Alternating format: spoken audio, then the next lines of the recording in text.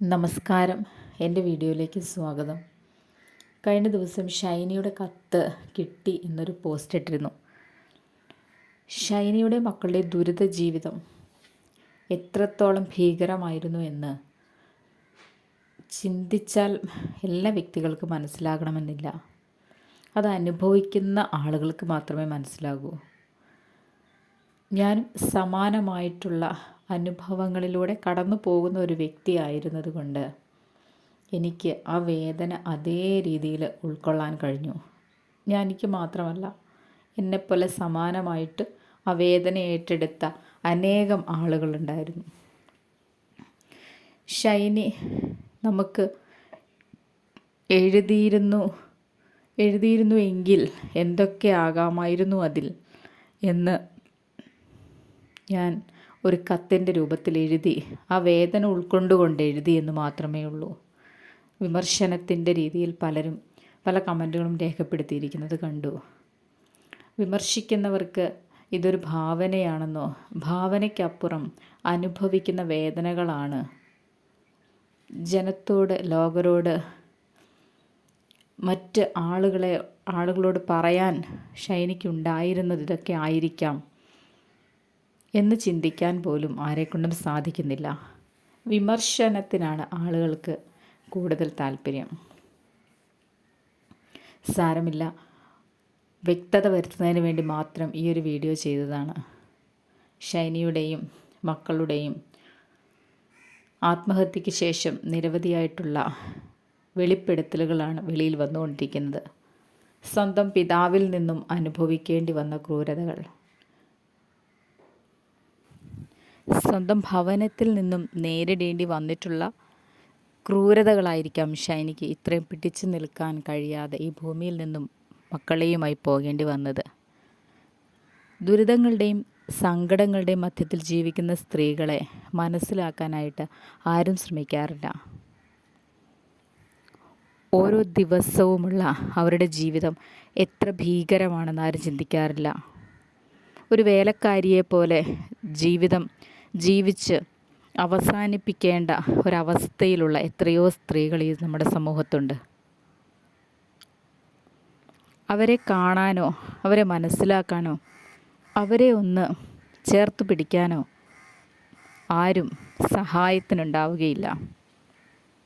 വിമർശനങ്ങൾക്ക് ശക്തി കൂടുമ്പോൾ തളരുന്നത് പാവം സ്ത്രീജനങ്ങളാണ്. ഷൈനിയോടും മക്കളോടും സ്വന്തം കുടുംബക്കാർ കാണിച്ച നെറുകേടിൻ ഹസ്ബൻഡിൻ്റെ വീട്ടുകാർ കാണിച്ചതിന് അപ്പുറമായിരുന്നു എന്നാണ് പറയേണ്ടത്. നോബിക്കും സഹോദരങ്ങൾക്കും മാതാപിതാക്കൾക്കുമൊക്കെ ഷൈനിയോടുണ്ടായിരുന്ന വിദ്വേഷത്തിൻ്റെ ഇരട്ടിയായിരുന്നു സ്വന്തം പിതാവിനുണ്ടായിരുന്നത്. സാമ്പത്തികമായിട്ടുള്ള വരവില്ലായ്മ ഷൈനിയെ മക്കളെയും തങ്ങളിൽ നിന്ന് അകറ്റുന്നതിന് സ്വന്തം പിതാവിന് കാരണമായിരുന്നു.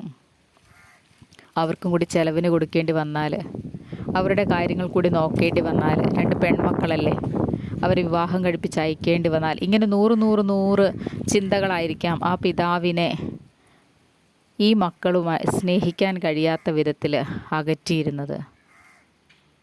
മാതാപിതാക്കൾ മക്കളെ ചേർത്ത് പിടിക്കേണ്ടവരാണ്. അങ്ങനെയുള്ള ഒരു സ്ഥലത്ത് നിന്നും തങ്ങൾക്ക് കിട്ടിയിട്ടുള്ള വേദനയായിരിക്കാം ഷൈനിയെ ഇത്തരണത്തിലുള്ള ഒരു പ്രവൃത്തിയിലേക്ക് വലിച്ചിഴച്ചു കൊണ്ടുപോയത്. ഷൈനി ജീവിതം ഏതെങ്കിലും തരത്തിൽ മുൻപോട്ട് കൊണ്ടുപോകുന്നതിന് പല ശ്രമങ്ങളും നടത്തിയിരുന്നു. ഷൈനിയുടെ ഭർത്താവിനെയും ചേട്ടനെയും ഒക്കെ പോലെ തന്നെ ശിക്ഷ അർഹിക്കുന്ന ഒരു മനുഷ്യൻ തന്നെയാണ് ഷൈനിയുടെ പിതാവ്. ആ സഹോദരങ്ങൾക്ക് വിദേശത്ത് കൊണ്ടുപോകുന്നതിന് ഏതെങ്കിലും തരത്തിലുള്ള സഹായം ഷൈനിക്ക് ചെയ്തു കൊടുക്കാമായിരുന്നു. മക്കളെ ഏതെങ്കിലും അനാഥാലയങ്ങൾ ഏറ്റെടുക്കാമായിരുന്നു. അല്ലെങ്കിൽ ഈ മാതാപിതാക്കൾക്ക് തന്നെ സംരക്ഷിക്കാമായിരുന്നു. ഇങ്ങനെ നിരവധി കാര്യങ്ങൾ ചെയ്തിരുന്നുവെങ്കിൽ ഷൈനിയും മക്കളും ജീവനോടെ ഉണ്ടാകുമായിരുന്നു.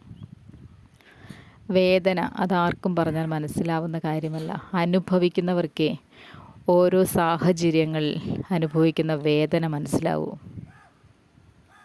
സങ്കടങ്ങളും ദുരിതങ്ങളുമായിട്ട് ജീവിക്കുന്ന സ്ത്രീകൾക്ക് ഇത് കേൾക്കുമ്പോൾ അറിയാം, തങ്ങളുടെ ജീവിതവും സമാനമായിട്ടുള്ള സാഹചര്യങ്ങളിലൂടെയാണല്ലോ കടന്നു പോകുന്നതെന്ന്.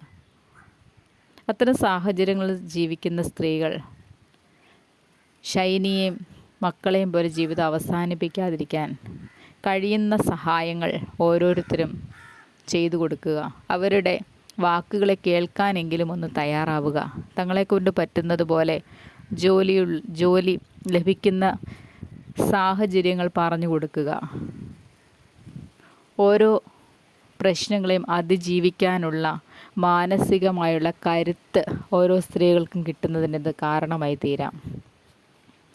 ഷൈനിയെയും മക്കളെയും ഇന്ന് കേരള ജനത